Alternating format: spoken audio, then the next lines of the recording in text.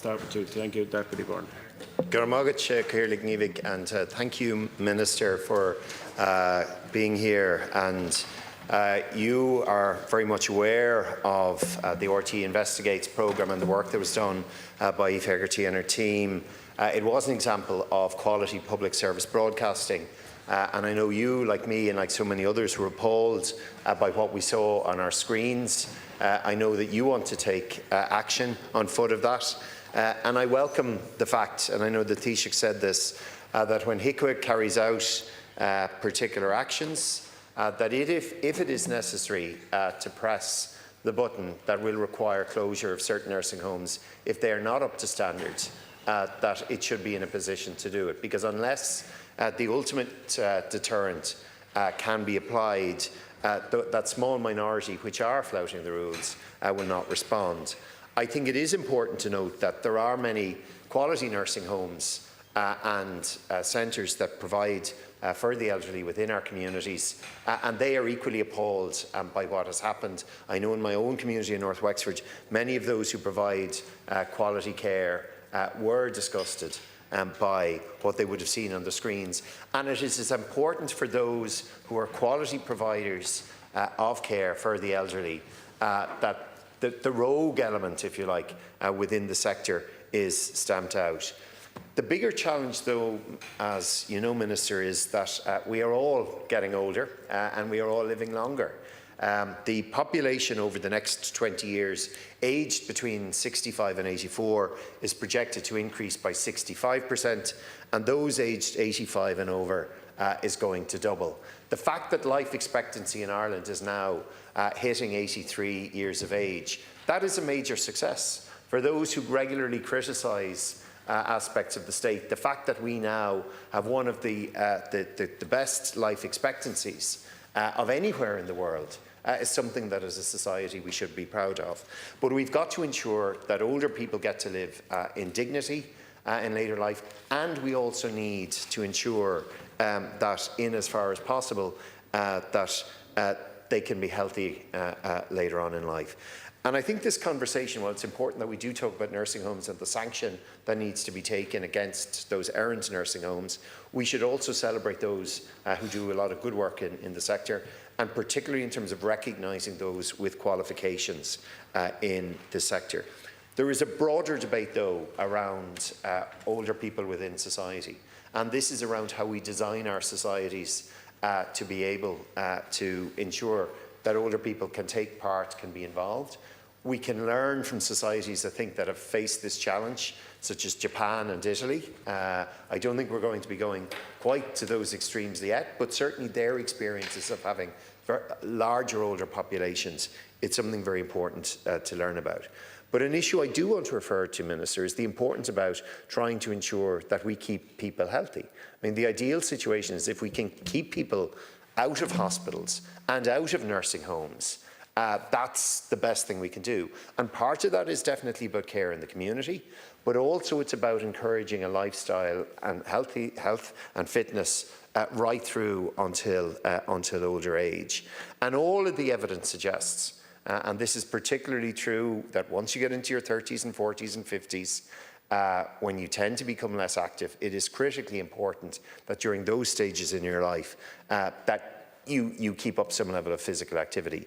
You'll be aware that in Budget 2025, the then Minister for Finance, Jack Chambers, announced that there would be a review around the concept of tax relief for gym membership, but also other incentives for people to be involved to ensure that they remain healthy into older age. That's something that I would strongly support. There is a lot of wonderful work that's being done by Active Ageing and others about keeping older people active within our communities. And I think there is a danger that too often, and I say this respectfully, that we don't have a Department of Health, we have a Department of Illness and Sickness, and we don't spend a sufficient amount of time focusing on positive health promotion, about ensuring about how everybody, but in particular older people, can live independently in the community and particularly live healthy lives. So I would hope that in your response that you can broaden this debate, but certainly, Minister, like so many others, the outrage that we saw at what happened in the RT Investigates programme We can't allow it to happen again, and action does need to be taken against that minority. Thank you, Deputy. Deputy Cullinan, 5 minutes. Well, I think the first priority should be to ensure that people are cared for in the home and in the community, as was said. The difficulty is that many older people are waiting for intensive home care packages. The government, in the last term, in fact in the last programme for government, promised a statutory home care scheme. It never saw the light of day. I'm not sure when that's going to ever come, and I suspect it hasn't come because we simply don't have the capacity to deliver it in relation to home helps, home care hours, home support hours and so on, because even at the moment, without a statutory home care scheme, that's under pressure and people are waiting too long. And in a parliamentary question response that I tabled on this issue some weeks back, there are people who have only partial hours or a portion of their hours that they can get, even though they have been allocated more. So, of course, the first priority is that people are cared for in the home.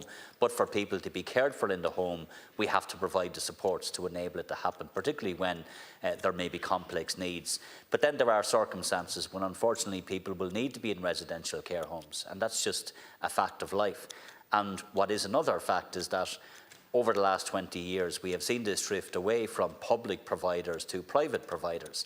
We know that the percentage of public nursing home capacity versus private nursing home capacity has turned on its head.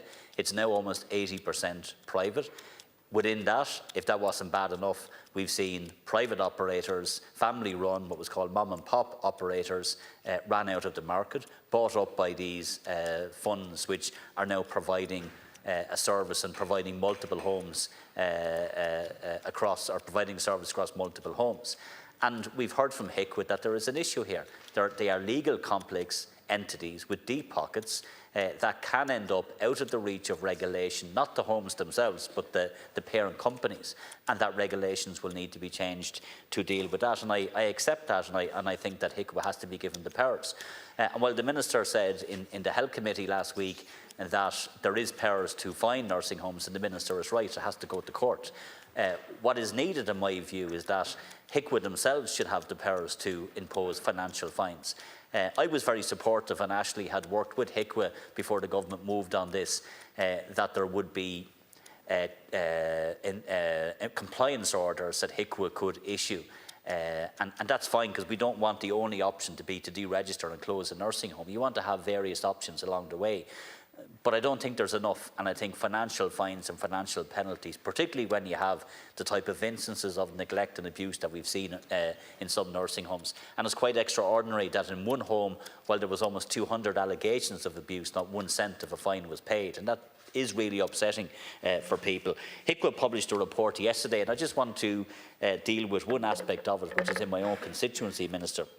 So HICWA inspectors pointed out that omissions or errors in care delivery was leading to a lot of problems. And it says, in a County Waterford care centre, inspectors were not assured that the registered provider had taken all reasonable measures to protect residents from abuse. It went on to say that some residents with a history of behaviours which were a known safeguarding risk to other residents had measures documented to mitigate the risk. It said, however, these measures had not always been effective and failed to protect residents from abuse, according to the report. It said this finding was evidenced by the continuance of physical and verbal peer-to-peer abuse incidents by a number of residents in the centre. And again, this shows in black and white, in very stark terms, we need safeguarding legislation for adults. I know, Minister, I might sound like a broken record, but I have to keep making that point, because from all of the crises that we've seen in care centres and disability centres and nursing homes, and I would argue potentially in homes as well, where you have instances of abuse against older people, we need to have the very highest, most robust protections. Our aim has to be high quality care. And to achieve high quality care, you cannot have any hiding places. There has to be mandatory reporting. There has to be an automatic legal right of entry for social care teams. And there has to be safeguarding legislation, which is in law, in legislation, statutory, that real muscle, real power. Without that, we've done it for children, and rightly so. We now need to do it for adults as well, and it's long overdue. And while the government is saying that there is a policy review going to go to Cabinet, that's all well and good, but it doesn't cut the mustard in relation to legislation and safeguarding legislation. So again, I would just appeal to the Minister to prioritise this, and I would hope that this is something. And final point I'll make on it is that the Health Committee today agreed that I would become a rapporteur on the issue of safeguarding to look at what legislation would look like, and I hope that that would be of use to the Minister as they prepare legislation. Thank you very much, Deputy. On to the Independent Party Second Group. Deputy Stanley, 4 minutes. Thanks, Kieran. And I welcome this opportunity, Minister, to address the issue of nursing homes, which I know you've taken an interest in it, but there's huge issues here to be addressed. The over-reliance on private nursing homes, I have to address that with you. That has increased, and I think that, the fact that there's an 80% now, we're now private, has skewed things and has left us at the mercy of the private sector. And unfortunately, some in that sector will abuse it, and we've seen terrible examples of that in recent weeks. The neglect and abuse is well aired. I'm not going to go over it again. I went over it before with you here in the Chamber. But what I have to say to you, Minister, is that despite the improvement plans and commitments that were given to both HICWA and the families, and particularly in relation to the residents in Portlaoise, they weren't followed through on. They breached the admission ban. The company breached that to continue with admitting people after February, even though they were told by HICWA not to. And the time for change is long, long overdue here. I welcome the fact that it has been referred to issues at the residents has been referred to in Garda Síochána. I think in relation to residents that HICWA has questions to answer. Whistleblowers' complaints not being acted on for 2 years, and not until we saw the RTE expose did we start become acquainted with these issues. 40 notifications of alleged abuse in 18 months to HICWA. What happened with those 40 notifications? What action was taken after them? There seems to have been very little. And a 5-month gap between some of the inspections in the residents, despite loads of problems piling up there, no action taken on that. Improvement plans agreed with HICWA and the HSE, clearly not acted on. That is simply not good enough, while we are dependent on these nursing homes. And on the issue of possible penalties, and I met HICWA in relation to this, they can halt admissions, they can impose, they can be prosecuted, they can deregister, they have a complaint system, and ultimately they can be filed to Garda Síochána, which has happened in this case. And I want to point out to you, there's a report today in relation to public nursing homes, and one in the county, Mountmellick, and it's an old nursing home. There's a new piece being built onto it, and if you have any influence, push it on quicker. We need to get that opened. That nursing home came out with a glowing report. Few minor things here and there to be, nowhere will ever be perfect. But overall, it was hugely, glowing report is the only way I could describe it. One resident told HICWA that they hadn't time to get bored. There was that many activities. People were very happy and content. I want to say to you, though, in relation to, and I'm saying this to you sincerely, we have to try and reduce the dependency on nursing homes. Some people will have to go to nursing homes, and there will come a time, and I think most of us accept that. We hope it never comes for us, but where we can at all support people at home, we can do it. Portlaoise Meals on Wheels, which is starting up again. We've had no Meals on Wheels in Portlaoise for 4 years. Again, if you have any influence, it'll need funding. We have secured a kitchen for it. I have some involvement with it. But we need that Meals on Wheels service up and running, and we need more support for Meals on Wheels. The importance of one proper meal a day can make an awful difference. More home helps, and more flexibility, Minister, more flexibility in what they can do, and more public health nurses. They're the basics of trying to keep people in their home. And also, look, this is not something government can sort on their own. Loneliness is killing people. I think you'll agree with that as Minister for Older People. Loneliness is killing people.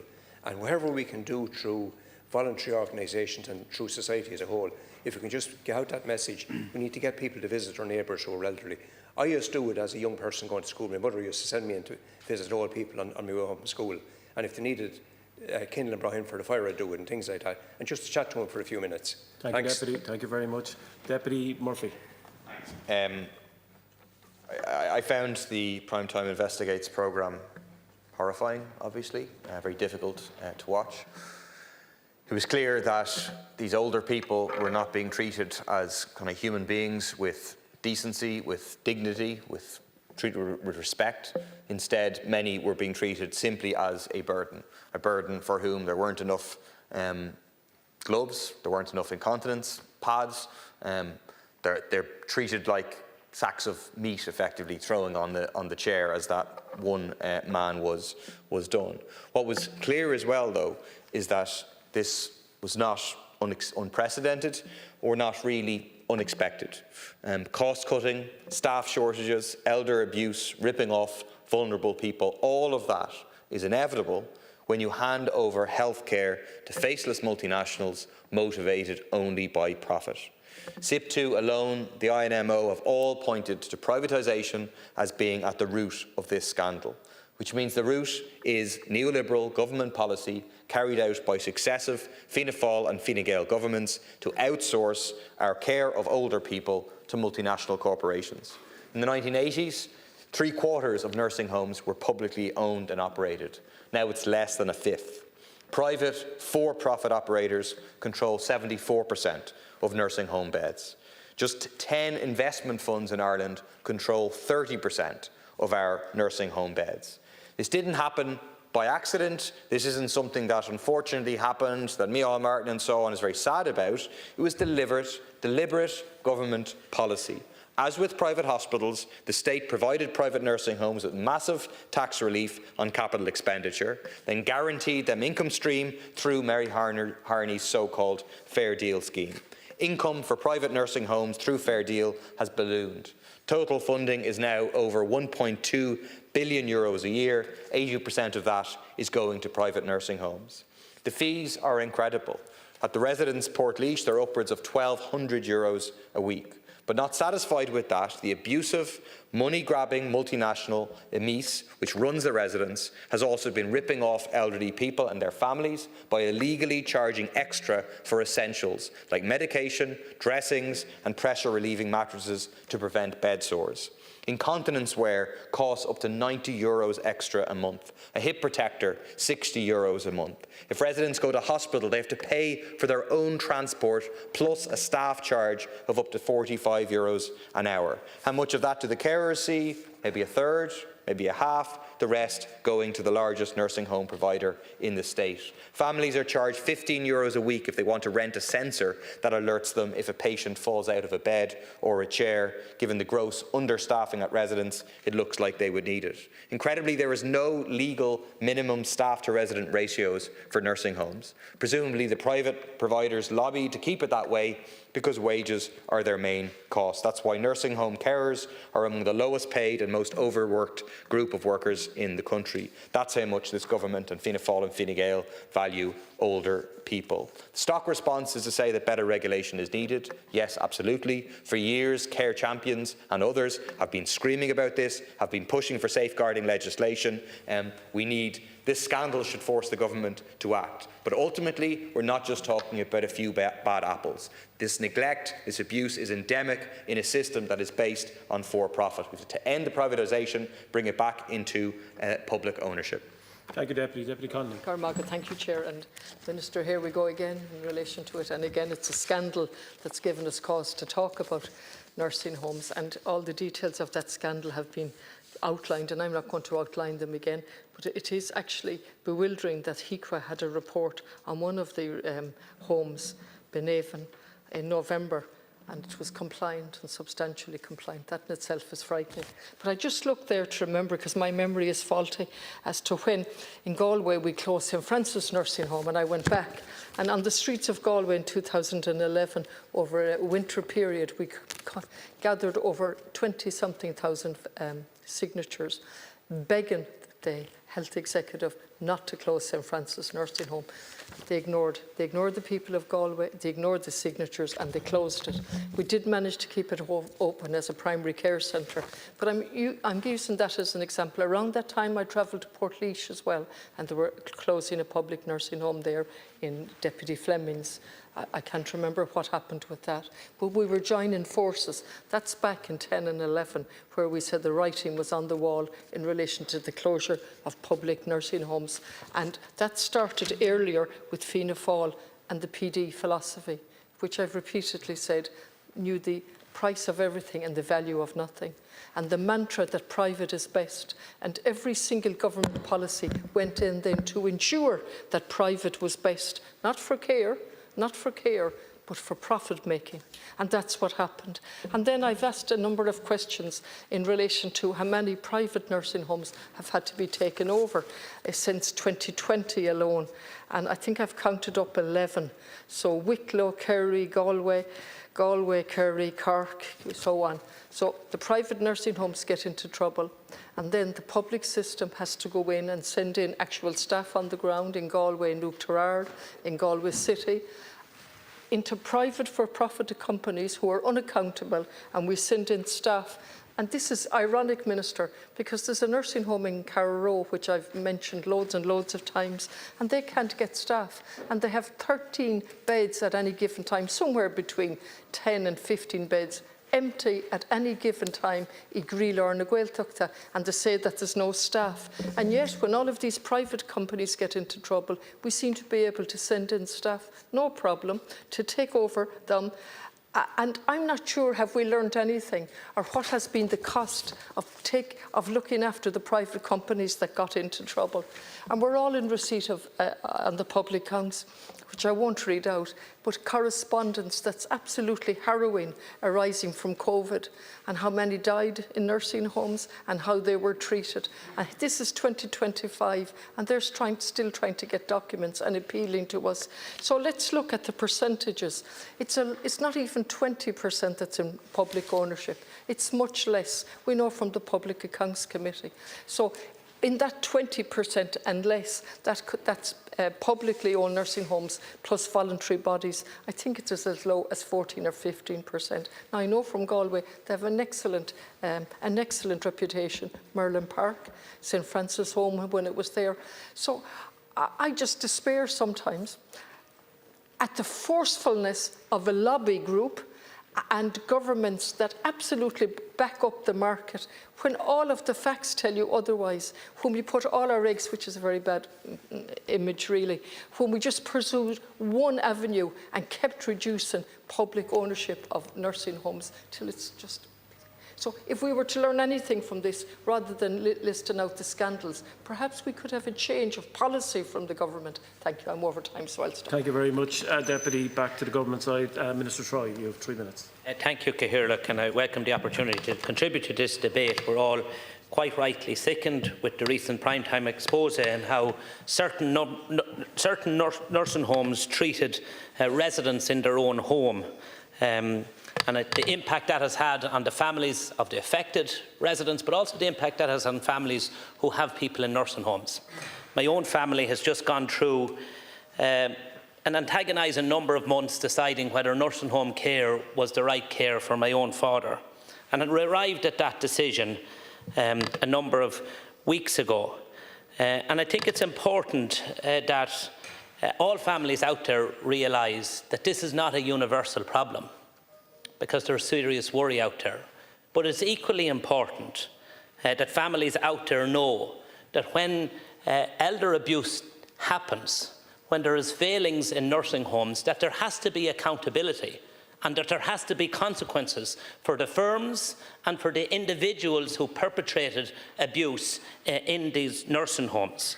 There needs to be accountability for the firms who are receiving €1.2 billion of state funds per annum to support the provision of care. The next decade, we will see the number of people over 65 increase by 50%.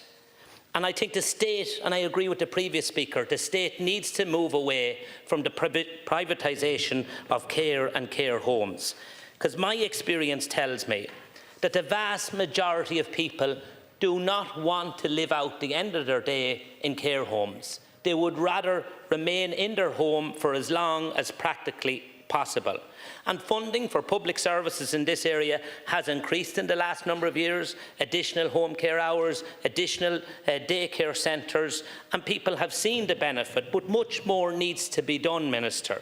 We need to remove the 16-week waiting list to be assessed for home care services. We need to ensure that people who are approved home care hours get them 7 days a week, not 5 days a week. If you need care on a Monday, you're going to need it on a bank holiday Monday or a Saturday or Sunday.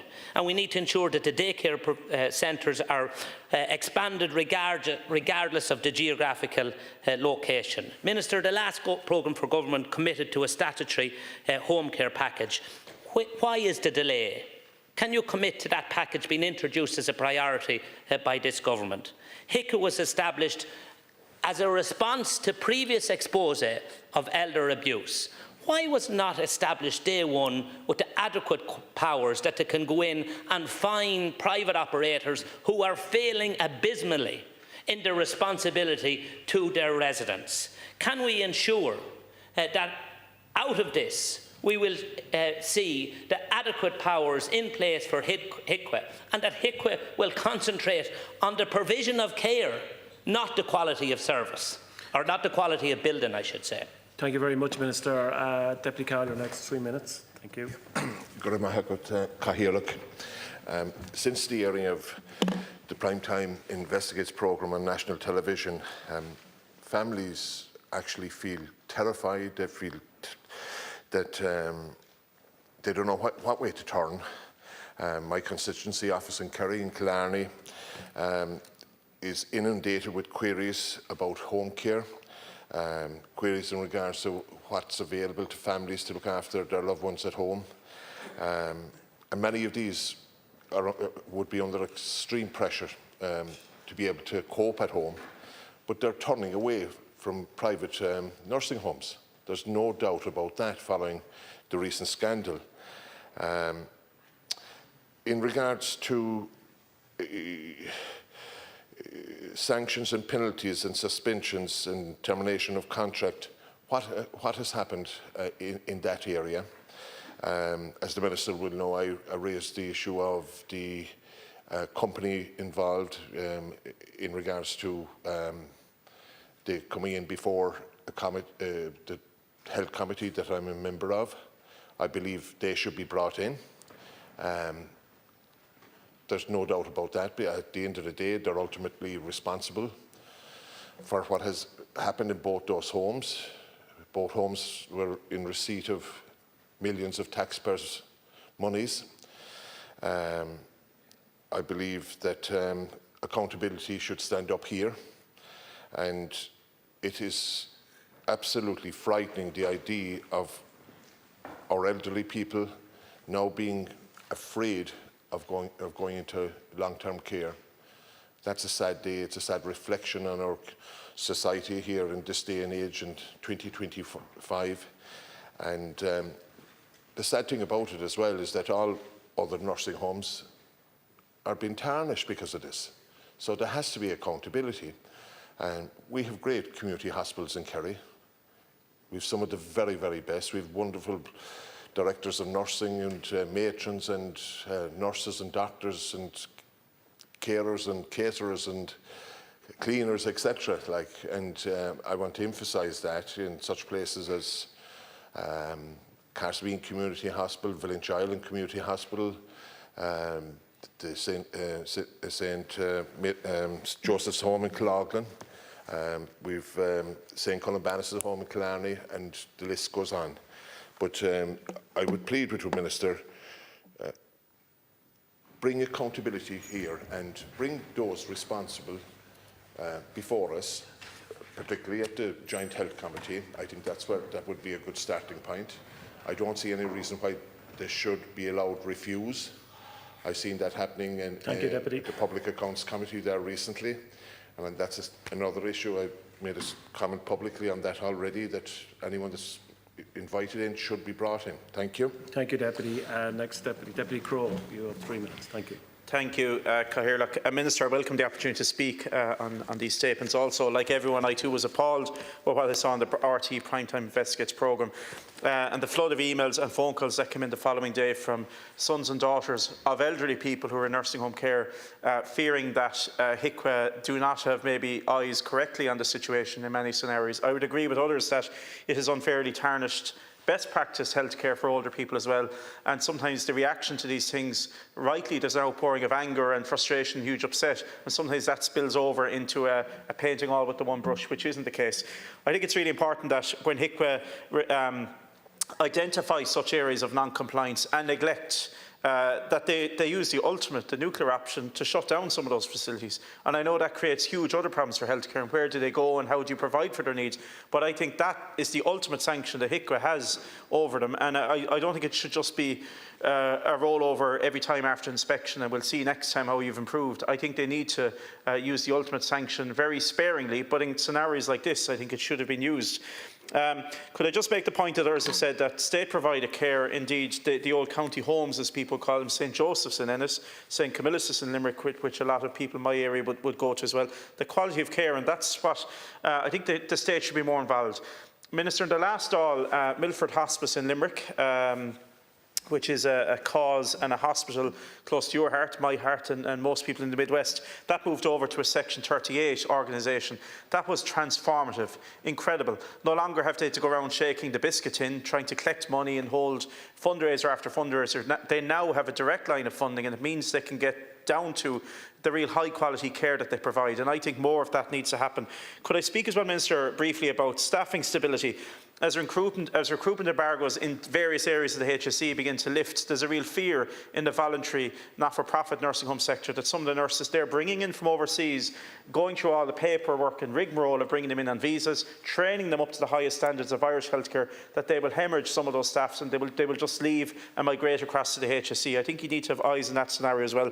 Very finally, can I just make the point that your colleague, the Minister for Health, Minister Jennifer Carroll McNeill, has directed that HICWA look at the ESRI report when they examined the UHL capacity for emergency care. I think in light of that ESRI report, which overwhelmingly identifies the need for new hospital beds, new hospital environments, I think some of that data needs to be fed into nursing home care, and having enough nursing home beds, facilities, publicly and privately going forward. I think we already know the answer, what that will be, but let's see it and let it lead public policy.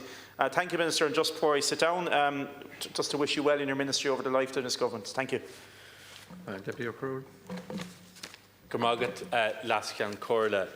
Minister, they say a society should be judged on how it treats those most vulnerable.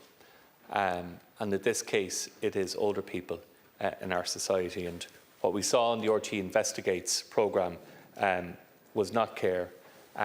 It did not look like the dignity of older people being looked after. And I think we owe a debt of gratitude to RT Investigates for shining a light on what happened in some settings, and the fear, obviously, if it's happening in others. What we saw was elder abuse, and there is a natural fear in society that it's happening in other locations. I think it's important to call out that a lot of the care settings are excellent, with excellent nurses, excellent care staff, excellent management, but there are a few bad apples, which is obvious. I do think we've seen how TUSLA have operated in the past for the betterment of protecting young children in particular, and I do think there is a warrant to establish an independent adult safeguarding authority.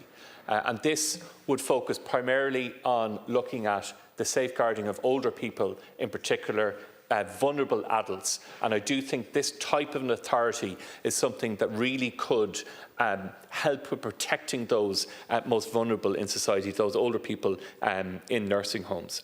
I also do think as well, and what I'm trying to do, Minister, is rather than regurgitate the problems and regurgitate the anger and frustration that we all feel as a collective, is to try and come up with some solutions. And that is one solution I'm proposing.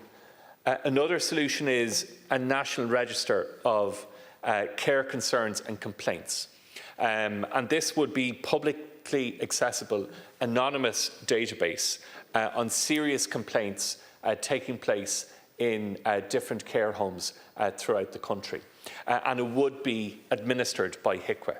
In that regard, it would give families a little bit more insight into what's happening in various care homes, and indeed the decision-making process into what care home they're going to send their loved one if they do have to come to that reality. So what I'm proposing, Minister, is two solutions.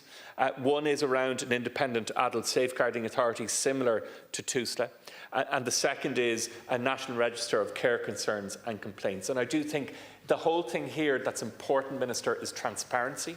That families and indeed those vulnerable people in care homes know what's happening, and that they have the full knowledge of what's happening. And I'll liaise with you after this to see if either of those suggestions could be progressed. Gormagat.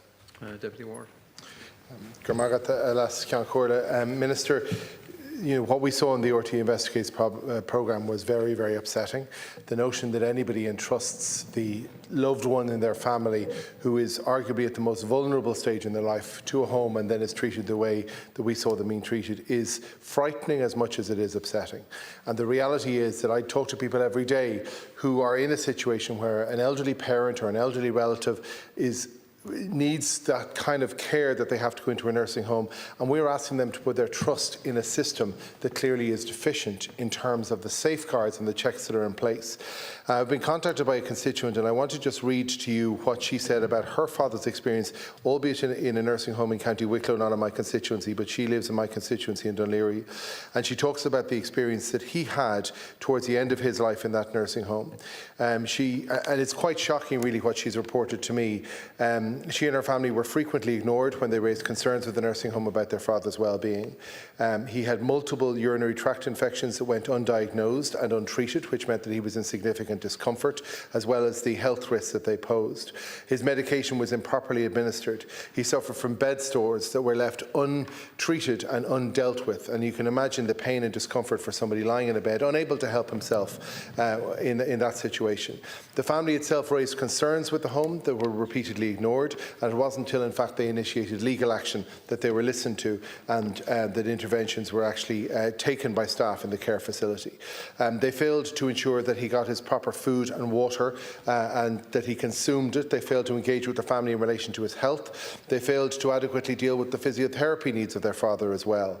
There were consistent patterns of neglect and lack of care, and even in his final days, the family struggled to get palliative care and painkillers to help their father. Now, this is just one case, one constituent who emailed me. There are others, and I've just chosen this from other emails.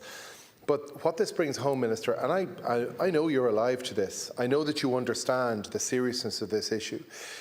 I hope that everybody in this chamber reaches the kind of age where they will need to rely on somebody, and they will need to rely on the care of the people, so many of whom do such great work. And I know myself, having dealt with carers in nursing homes, that they love the care they can give to the elderly, but we need to make sure that every one of them does that. And where they don't, where they fall short, that there are consequences, and most importantly, that there is action.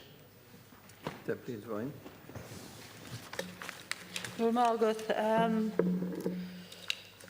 I know a mammy who retrained and after having some children and retrained, got the qualification as a healthcare assistant and was delighted to get a position in the Benevan Manor. Her delight quite quickly turned to despair as she witnessed horrors beyond comprehension. Patients were taken to the toilet by staff and left for hours only to die there, and the times of manner of death were brushed over to families. There were many instances of vulnerable patients physically fighting among each other, but staff were not trained in de-escalation. Sexual assaults between residents were never reported or addressed.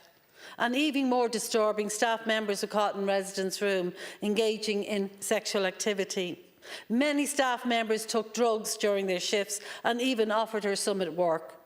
Patients were underfed and they would be starving and crying. When she spoke out, management was very dismissive and considered her the enemy within. Her breaking point was when a gentleman was prematurely and unnecessarily placed in palliative care. This happened to several patients. Staff conversations with patients' families pushed palliative care as a preferable option, and of course family members listened to the experts. HICWA were notified on multiple occasions about specific abuses, lack of supplies and understaffing, resulting in resident mistreatment, but did not act. Everything went well and swimmingly when they visited, but the chaotic and neglectful reverted to norm. She left this job very distressed and traumatised. She believes all 3 campuses should be shut down. Minister, everybody needs someone that has your back. There is no heart or compassion in this nursing home. It's still all about the bottom line. We'll all grow old, and this former staff member hopes divine justice will prevail for the many who passed away during her time there. We need to do something. Go Margaret. Deputy Mitchell. Mahagod last Count Corla. Minister, I, like so many others who watched that prime time programme, found it very disturbing and upsetting. Our older citizens who are in nursing homes deserve to be treated with dignity and respect. There's frankly no excuse for what we witnessed on our TV screens, and I can't imagine the upset this programme generated in families across this state, with people wondering if their relative or friend was treated the very same way when visiting time was over. I want to acknowledge the whistleblowers who came forward and reported their concerns. They should be commended, Minister. Unfortunately, Minister, this is not a new problem. We all remember Lee's Cross investigation 20 years ago, and since then, numerous governments have promised safeguarding legislation when it comes to this area. Safeguarding teams and social workers need a legal right of entry to residential facilities to ensure that all appropriate measures are in place. It's an action that I've long supported, and I know my party spokesperson on health, Deputy David Cullinan, has long advocated for. Minister, we simply cannot rely on private companies to deliver services in this area. The unfortunate reality is that these companies are concerned with profits.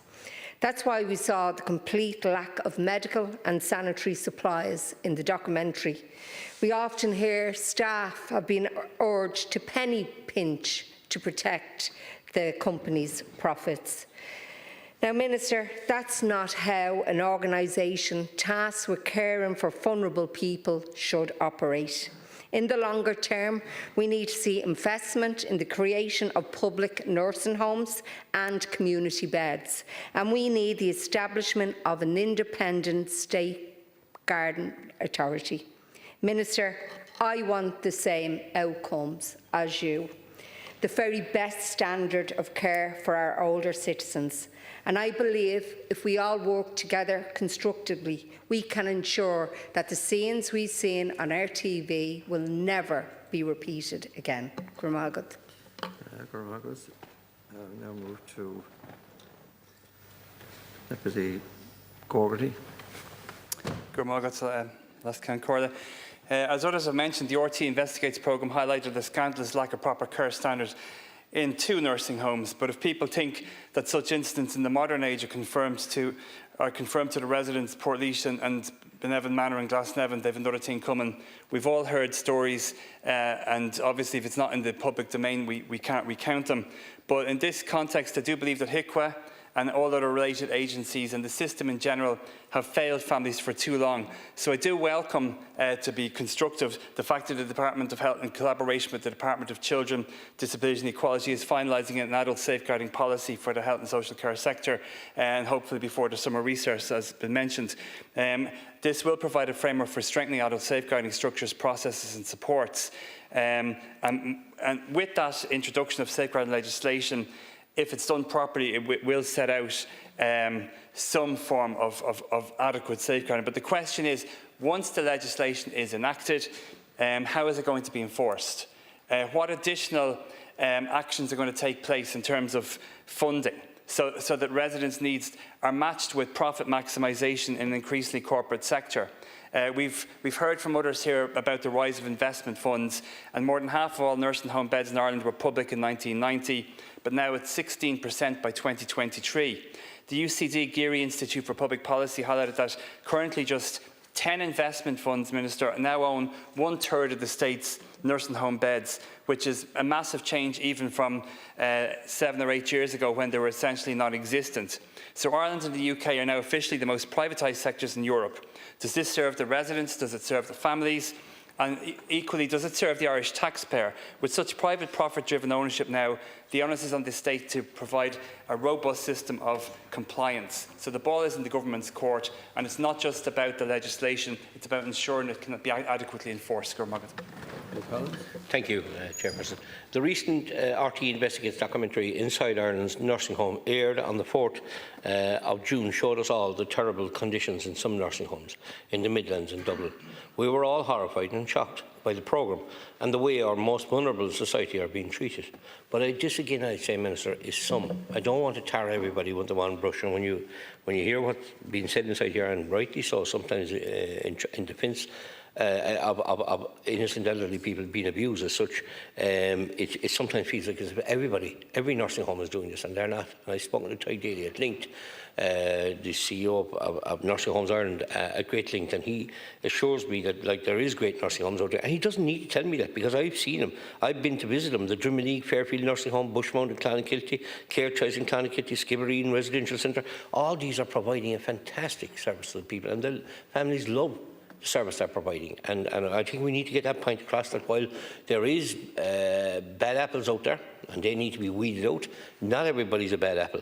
And I would say that, you know, definitely I call into question the I suppose the HICU and the way they're carrying out their checks, that this hasn't been, I suppose, spotted before it gets to a situation where elderly people are being treated inhumanely, and it's something that I wouldn't stand for. But again, it's not stopped, Minister, and we all know the crisis that's out there at the moment. But Parrot House in Skibbereen, I spoke about it here in the Dáil with the Tánaiste last week, where families were told that people inside in Parrot House in Skibbereen, it is a mental health unit, yes, but it's for the elderly.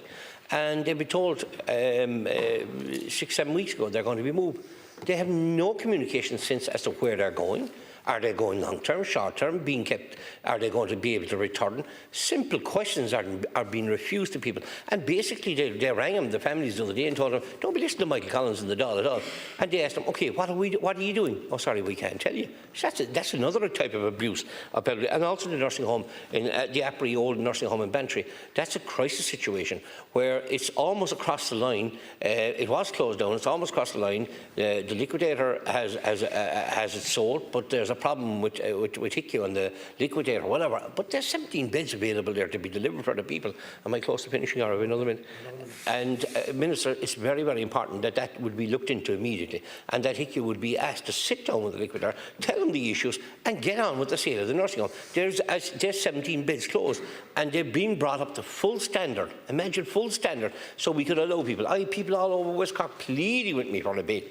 Good God, pleading with me for a bit in a nursing home, and to think that there's 17 there and there's just a little bit of paperwork. It's no longer anything to do with the condition because it's been brought up to standard. The sale has been, I'd say, almost approved, but there's something holding up it getting across the line, and people are suffering. And HICU has to stand up here and say, OK, let's get this right. This is the problem here. I've met with them, but they're telling me due to GDPR, there's certain things they can't tell me.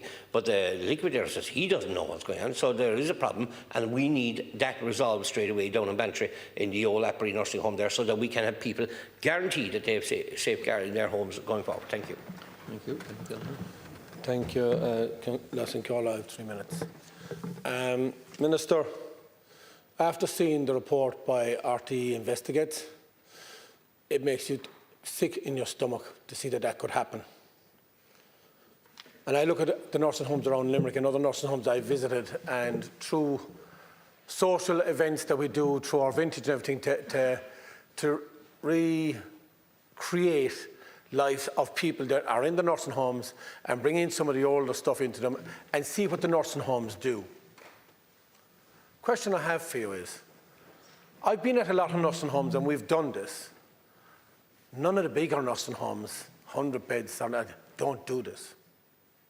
The community nursing homes, smaller ones, the 25, 30, 35, 40, up to 50 beds, have done this. What is that telling you? Are we going into a case now where companies have bought out nursing homes?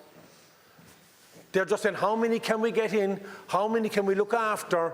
And it's a money trail rather than a care trail. I've been in a nursing home which gives excellent care, but it was an older nursing home. And HICWA came in and they said that one of the bedrooms was 4 inches too small for HICWA standard. The person that was in the nursing home said, it's perfect, I love it, I'm happy here.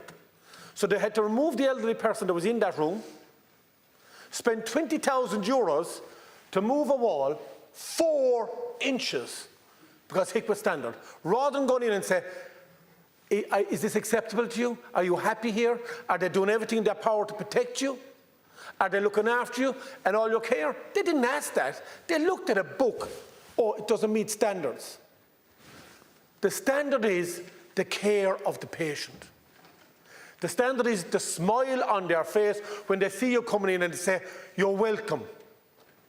But if we're gone into nursing homes that have gone into industrial, push them in, pack as many as we can get in, and we'll have the limited amount of staff, we'll give them the minimum amount of community spirit in the place.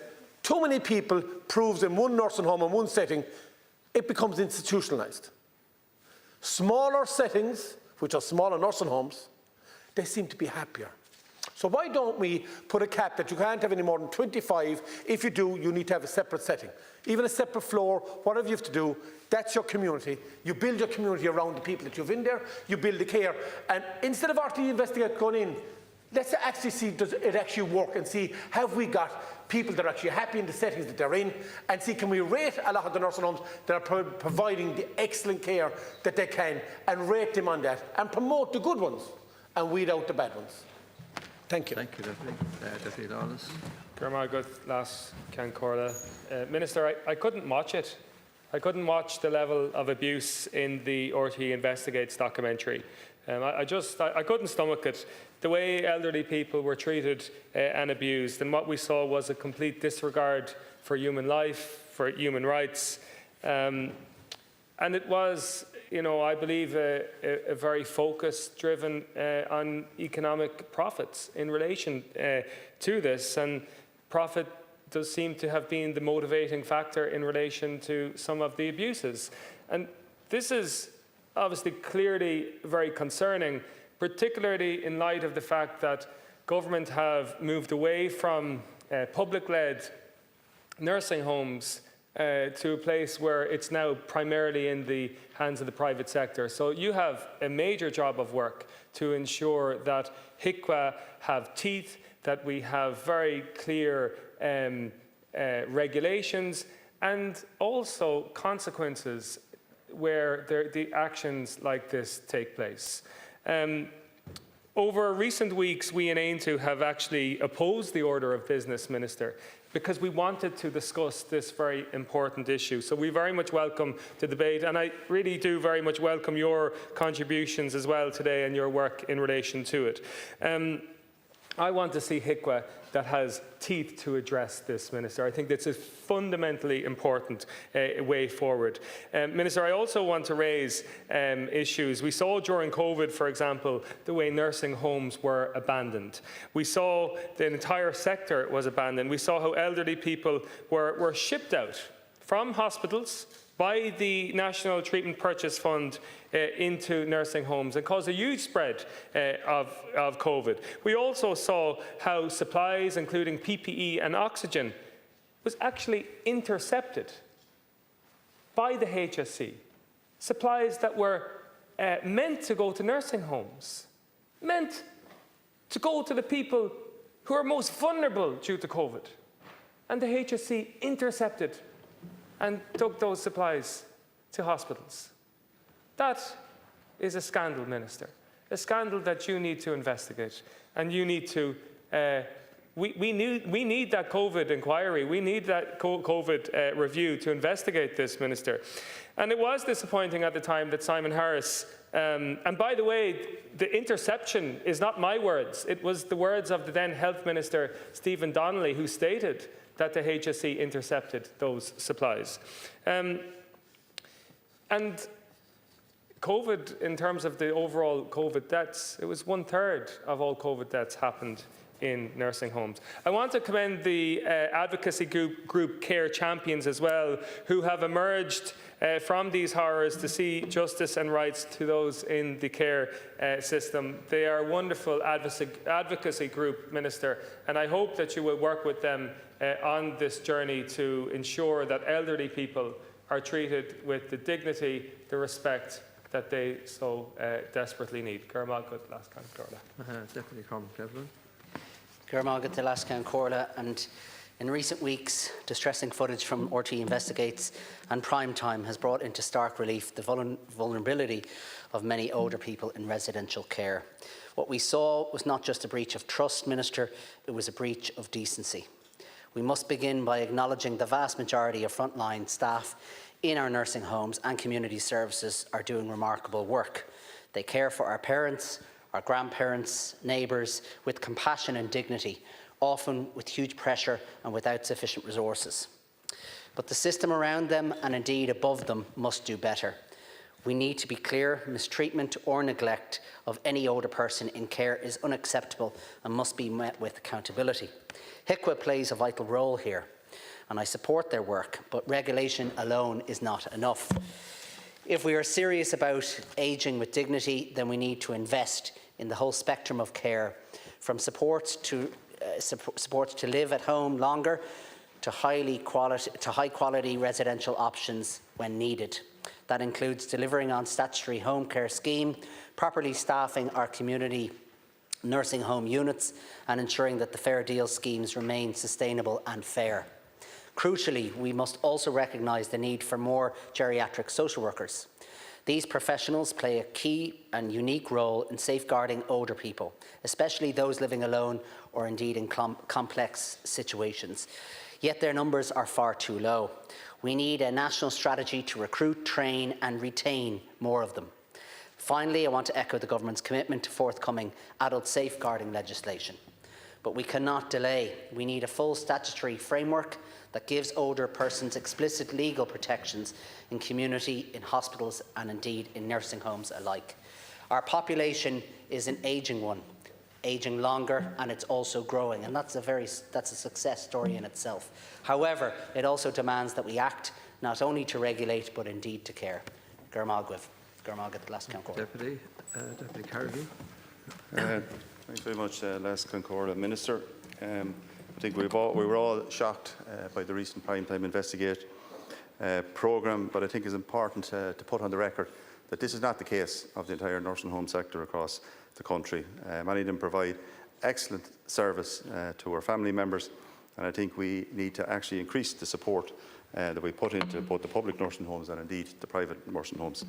I visit them on a regular basis in my own county, St Joseph's Care Centre, on which there's a multi-million euro development taking place on campus. We have Laura Lodge in Longford Town, Thomond Lodge in Ballymahon and the Manor in Edgestown. And I've been in all of these centres over the last number of years. In two of those centres with my own late mother, who passed away during COVID in St Joseph's Care Centre, and she got nothing but the best of care. And that's something that we as a family would always be grateful for. She also was, as I say, within the manor, and I visit on a monthly basis my own uncle Bernie in Thomond Lodge. So I can say hand on heart that the service that's been provided in all the nursing homes in my county is excellent and nothing short of that. But we need to strengthen this sector. We need to increase funding for the Fair Deal scheme and ensure that the waiting list doesn't exceed 4 weeks. We need to build more public nursing home beds, as I say, like St Joseph's and Longford, and we need to provide a clear pathway for healthcare assistance with better benefits. Ultimately, we need to invest into our older generation. We need to introduce the statutory home care scheme, which we've promised and have put into our programme for government, and is something we need to deliver on. And in the short term, and I think it's important too to put on record the help and support of all those people that work giving home help to elderly people throughout the country. But the reality is we do not have sufficient people to carry out that service, to allow elder people stay in their own home where they're safer and more comfortable And I think that's where we need to address these issues. We need to get, as I say, increased home help hours, but we need increased number of staff to support those families that want to support their loved one at home. As I said, the programme for government has been quite clear in the support that we're going to give to persons in their elderly years. And we just need to deliver on that in the short term. Thank you, Minister. Deputy McGuinness, please. We've been here before and we have expressed the same degree of disgust and so on, and anger at what we saw on the primetime television programme recently. But we haven't done anything in between times to make sure that that doesn't happen again. And there's lots that we could have done. For example, the community nursing homes, as outlined by Deputy O'Donnell before I commenced my contribution, is a great idea. We have them in Kilkenny, in Thomastown, Cormer, Kilmagany, Graignamanagh, Freshford and Callan. Why don't we fund them? Why don't we give them the money to have a proper community facility to look after the elderly in our own communities? I travel to those different homes and I have to say I have always been impressed by the business model and by the level of care that those that are in those homes receive. And yet we just totally ignore it and we make them fight for every shilling, every euro that they get. Big business seems to be, the favoured way of delivering nursing homes. And it isn't a good way because it's driven by profit, where the profit is euros in the community setting. It is not euros, it is watching the smile on the resident's face. That is what it is. So it's about choice. The government can have their big business model and they can also have a well-funded option in terms of community care. And I would urge you, Minister, to tip the balance in the favour of community care. I would urge you to tell those discharged nurses not to be giving the commitment that certain plans will be followed when the patient is taken home, because they don't have the staff. They release the bed, the patient goes home, and then the family have to carry the can fully. And at the end of that, they go to a nursing home. I just think it's shocking the way governments have behaved over the last number of governments and have not recognised the true value of community homes. I remember during COVID, Taiwan funded a lot of the equipment that went to homes throughout the country, the care homes. And that needs to be put on record, as is the care champions and what they have done. And where is the COVID inquiry? We want to know what happened. And that COVID inquiry is probably on the long finger somewhere, and it needs to be addressed. It's not right that we would announce it, that we would talk about it, and then we would not get into the detail as to what happened to families and elderly people in the course of the COVID times. So I would ask that that would be looked at as well, Minister, and I would ask that I would ask for the focus to be taken away from private homes. And I would ask that we would not support them and that we would be very critical and emphatic in our actions against them when they breach the rules. Deputy McGrath, please. Thank you very much, Excuse me. I want to join with other members in expressing my absolute disgust and revulsion at what was exposed on RT Investigates. When we see scenes like that on television, we think of our own relatives, friends who have spent time in nursing homes, and it makes every family wonder about the care that they are receiving. And of course it has to be said that what we saw does result in a stain on all nursing homes across the country. But as we know, the vast majority provide excellent care, and the staff working in them and the management do their level best to provide humane and compassionate care for their residents.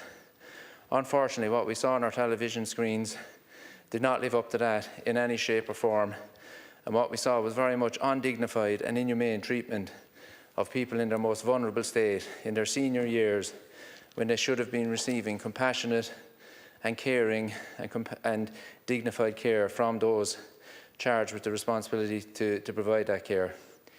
HICWA has a lot of questions to answer in relation to this. HICWA is an organisation with good resources and powers, but unfortunately what we saw in RTE shows that the regulatory system is not working, not to the extent that it should. And I would say here, look, that the tactics that RTE use in exposing this, HICWA needs to look at those tactics to get under the bonnet of what is happening in our nursing homes so that they can expose the true result of what is actually happening.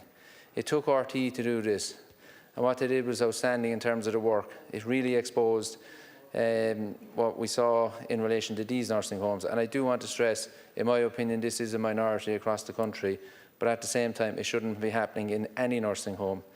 And I've seen commentary in relation to the need for the government to step up our resources in public and community homes, and I would fully support that. But that isn't the solution to this problem. There will always be private nursing homes. What we have to put in place is a very good, robust regulatory system so that all families across this country have confidence in the care that is provided for their senior family members. And this is what is important. And I hope, as a result of the good work that RTE did, that will be the ultimate outcome of this. Thank you very much, Kieran. Thank you, Deputy Mayor. Deputy Rose Welsh. The recent primetime expose was shocking and shameful, and the sheer lack of compassion and respect shown to the residents in that programme was appalling. We can only imagine the pain that they and their families, as well as others, the worry it's caused to others, is as a result of this. I do want to commend RTE. It should not be up to RTE to expose these atrocities that are going on. My first question is, Minister, what protections are in place to prevent companies who have legal cases against them in other EU member states from operating in our care sector and indeed in other care sectors? Is there any due diligence, anything carried out whatsoever? I think that is the first thing that's neglectful. These shocking levels of neglect are, however, the logical outworkings of commodification of care. You know, what we have in this state is the profit model of care, which lends itself to large-scale operations driven by profit maximisation, as was said. We must move away from the overdependence on this model, and that's why each year in the Sinn Féin alternative budget we allocate investment in providing more public nursing home and community beds. That was for 1,200 beds last year. I want to commend the family-run nursing homes and many others, of which I know even in my own county, who provide excellent care in a compassionate and appropriate way for elderly people, and as was said in terms of the community nursing homes as well. And it beggars belief as to why the government changed policy. Now, there is a responsibility here on both Fianna Fáil and Fine Gael for this model. This model didn't just appear out of nowhere. It was government policy. So it's no good coming in here commentating on the situation that we're in when it was man-made. It was made by the government itself. These nursing homes, the community nursing homes and the family nursing homes, small nursing homes, need to be supported, as do their staff. Healthcare workers, nurses and other staff are too often faced with impossible situations that are not of their making. They do not make the decisions that lead to the lack of dignity of the most basic things required for human dignity. Pads, blankets, being taken to the bathroom, never mind stimulation and joyful activities.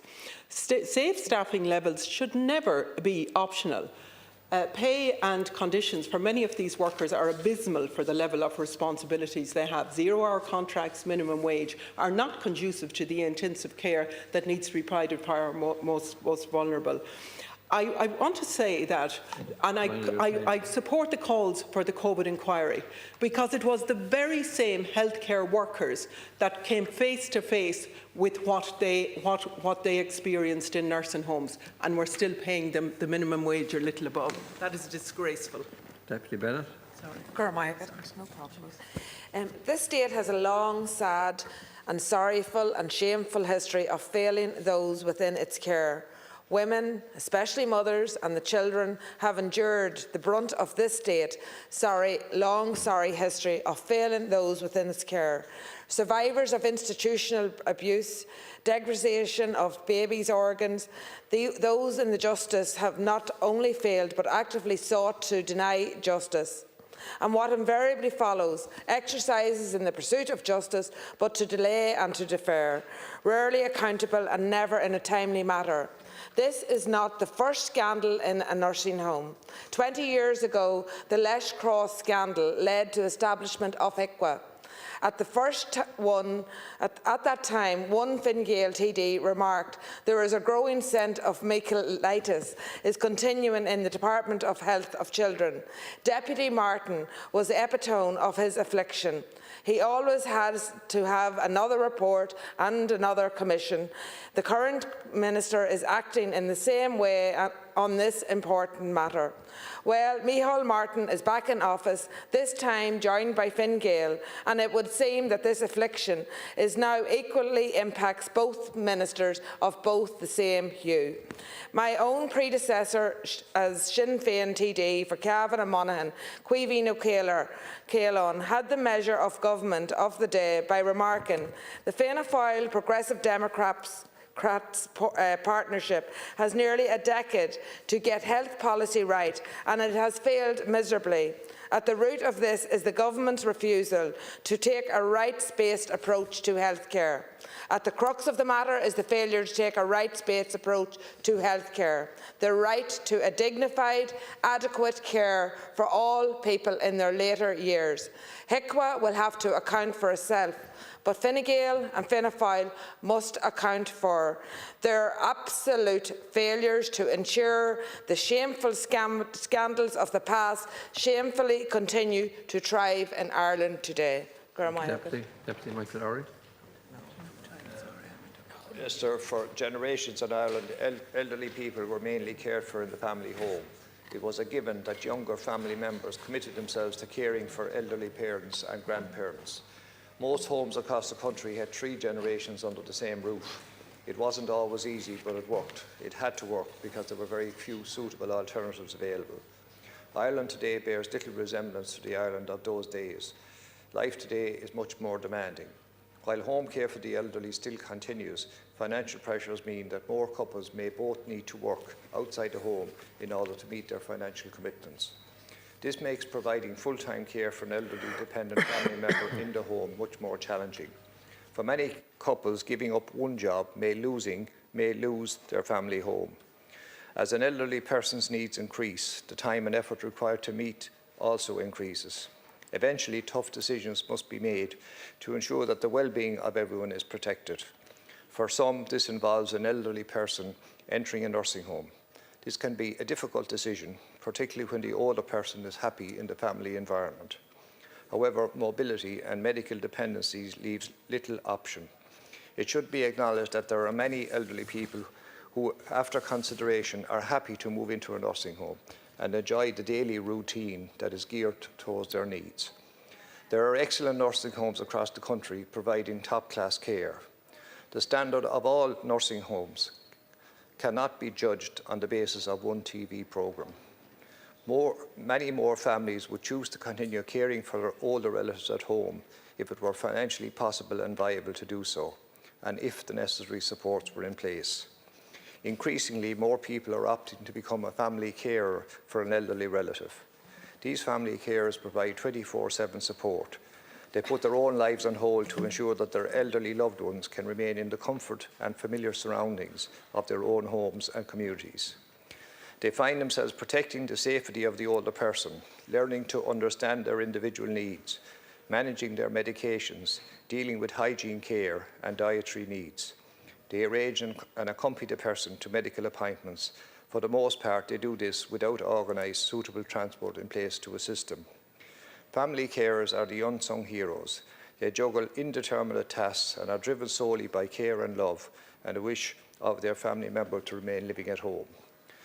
Minister, we must introduce the long-awaited adult safeguarding legislation. This is due to be published by the Department, and I strongly urge that it is prioritised. This legislation will secure people's right to safety, dignity and respect. It must be subject to regular reviews and it must be widely publicised to make its objectives known and ensure its effectiveness. Thank you, Deputy. Deputy Toole. Garv maith agat a las ceann comhairle agus an ara. Everybody here is ageing and we are here to represent older people, and therefore it is incumbent on us to act with solutions and with a sense of urgency. And hopefully most people will age well at home with the necessary community and healthcare supports initiated by older persons' councils through the Age Friendly Ireland initiatives. I think of Ita Healy and Barbara McCoola, the Meath representatives, who are tireless champions. Others, for a multitude of reasons, will require nursing home support, and there are many excellent places in Meath East where caring, competent and empathetic teams look after residents. But so much is based on trust. Are residents safe? Is care excellent? How can care be improved as close to home as possible? And 20 years ago, the Lees Cross scandal had a significant impact, leading to the setting up of HICWA. Standards of care improved and robust inspection systems were established for a time. Then in August 2020, the report of the COVID-19 nursing homes expert panel made 86 recommendations, including a framework for safe staffing and skills mix. Whistleblowing GPs voiced their concerns.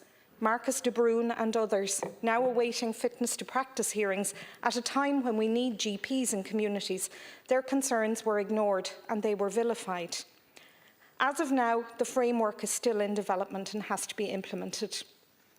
Intra-departmental collaboration is most welcome, and forthcoming safeguarding legislation to be commended.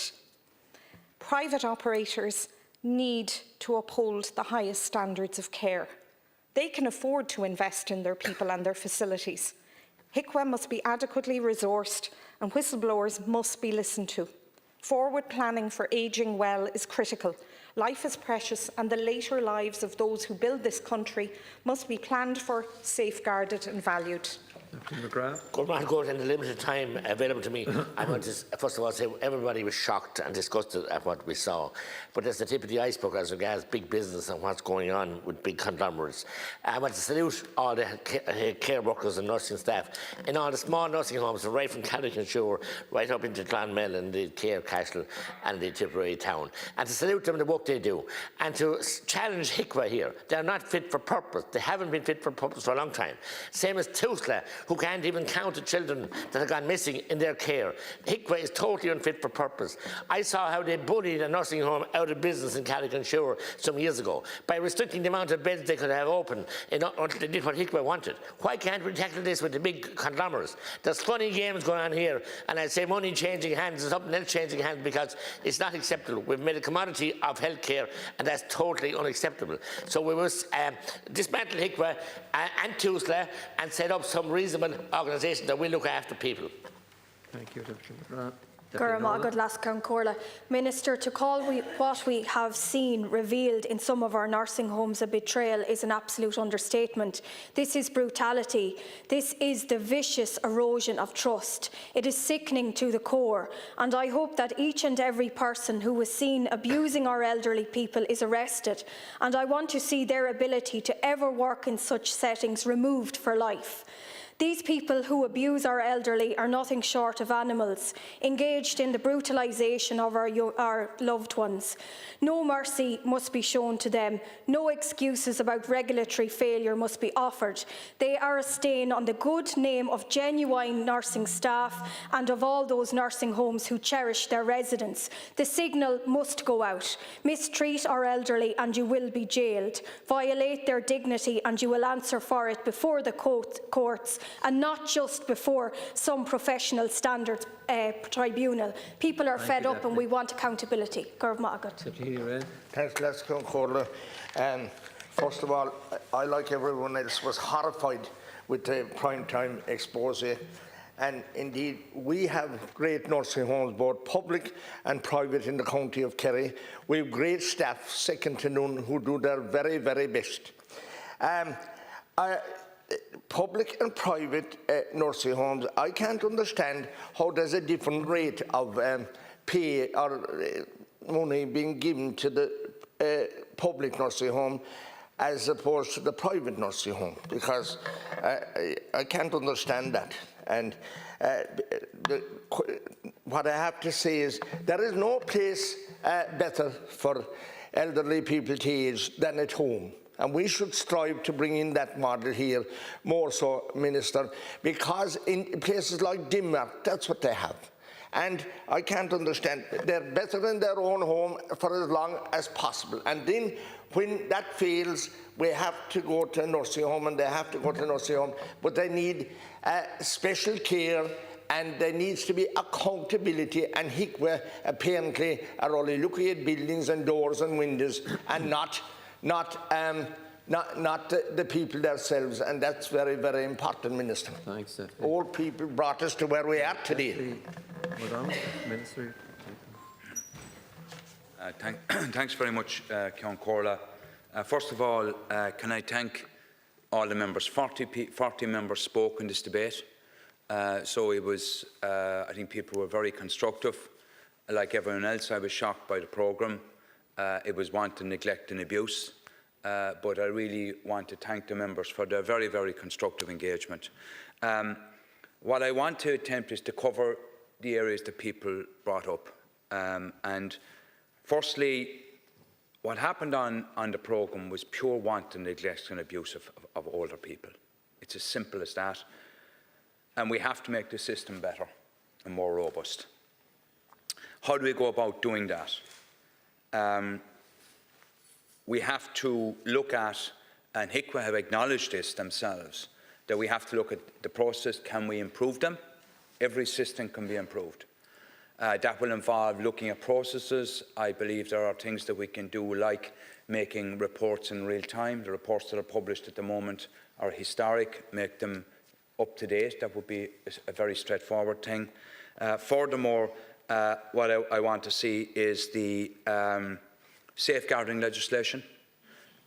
It's in the programme for government to bring a policy forward to Cabinet on safeguarding. In that will include that will to bring forward safeguarding legislation. That's something I'm utterly committed on.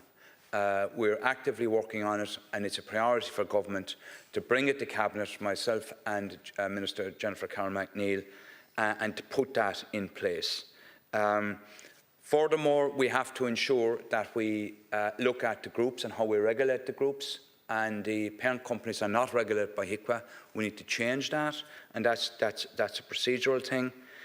I think it's important as well to state that, and it's come up on many of the contributions. What we saw with the 2 nursing homes on the RT Investigates, and I want to commend them for it, was horrific. But you have an awful lot of very good nursing homes out there. People that in their communities delivering a great service. Obviously, Sláinte Care and government policy, and Sláinte Care came out of the Health Committee, was a cross-party document adopted by government, was about bringing care back to the home. The problem for government commits to bringing statutory care forward. It's a priority for me as Minister. The first step in that is to bring forward the legislation for home care providers, which currently isn't regulated, and then thereafter to look at how we define statutory home care, and then to put a statutory home care scheme in place. It's something I'm passionate about. It's something that we are very much committed on. It's come up repeatedly. People prefer to live in their homes, if at all possible. Nevertheless, there will always be a requirement for long-term residential care. So we have to ensure we have a system in place that's properly regulated. We have to ensure we have a system in place that ultimately provides good care and safe care to older people. A couple of other points I came across as well. Currently at the moment, HICWA they go to the district court to impose fines on providers. We're very open to providing the powers to HICWA to provide fines directly. These are matters we will look at, and we're considering all aspects. HICWA are doing a review themselves. Deputy Barry Ward and Deputy Mia Devine brought up about 2 cases.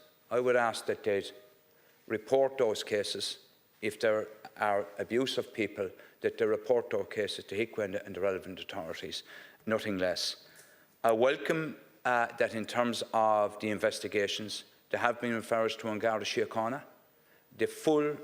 I expect that with the Chief Inspector and HICWA, will use the full powers available to them at the moment. What's happened here in terms of older people, we have to ensure can never, ever, ever happen again. One of the key elements in statutory home care is the home care hours.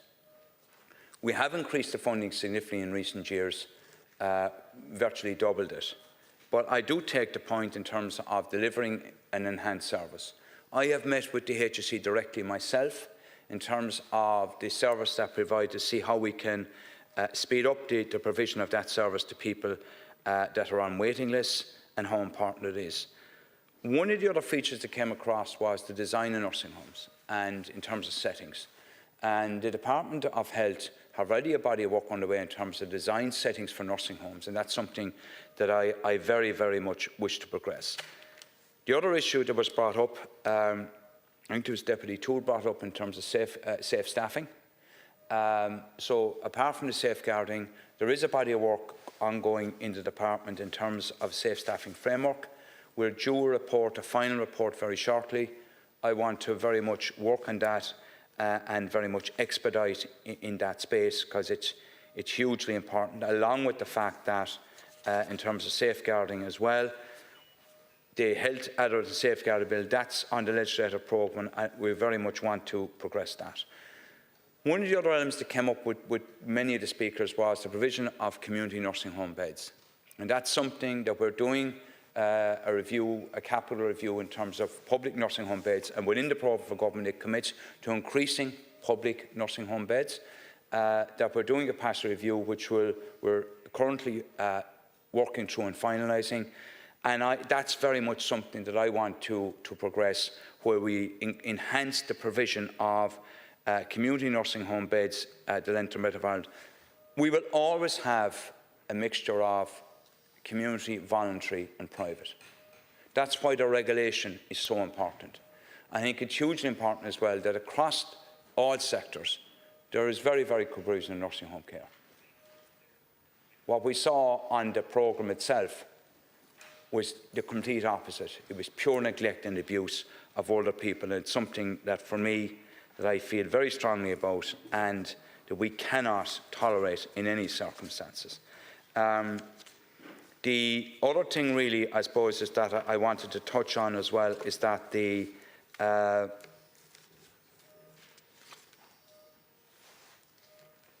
has been a very traumatic for the people in the nursing homes, the two nursing homes, and more particularly the wider nursing home body, and the very good dedicated staff and providers elsewhere. What we have to come out of this is a stronger, more robust system. What we have to do is we have to look at what the current powers in the operation, in terms of day-to-day operation, in terms of nursing homes of HICWA, they've publicly acknowledged that we need to review the process. So how can we improve the system whereby that what happened, and we saw on the RT Investigates programme, never ever happens again. And that's something we are committed to as a government. Furthermore, in terms of we have an ageing population, as people have said, that's something we should celebrate. People are living longer, but with that comes challenges. So the government in the last year set up the Commission on Care for Older People. That's currently being chaired by Alan Barrett, and they're due to report. Their first element of the report would be about the existing services and whether they can be improved. Included in that will be the provision of nursing home care. And I've met with them some time ago. I very much want to see their report and their recommendations. Once the Commission on Care report, a cross-departmental group will be established under the auspices of the Commission to consider whether supports for positive ageing across the life course are fit for purpose, and develop a cost implementation for options to optimise implementation of these supports. So the Commission on Care have, I suppose, very much a key role to play. Going back to the programme itself, following that I had engagement with HICWA, I had engagement with the HSE in terms of the safeguarding teams. They've been into both nursing homes and are going to involve with all nursing homes throughout the group. And they have put directors of nursing, the HSE, into both nursing homes. And ultimately what we want to do here is out of this absolute terrible situation for people in both of those nursing homes, in the resident Portlaoise and Ben Nevin Manor, that we get a better system in terms of the regulation of nursing homes to ensure that all older people, wherever they are in a nursing home, get a standard of care that they deserve. And it's something that, in my role as Minister for Older People, along with Minister Jennifer Carmen McNeill, we're absolutely determined to achieve, with your help. Thank you all very much. Thank you, Minister. That concludes the statements on nursing homes and care for older persons.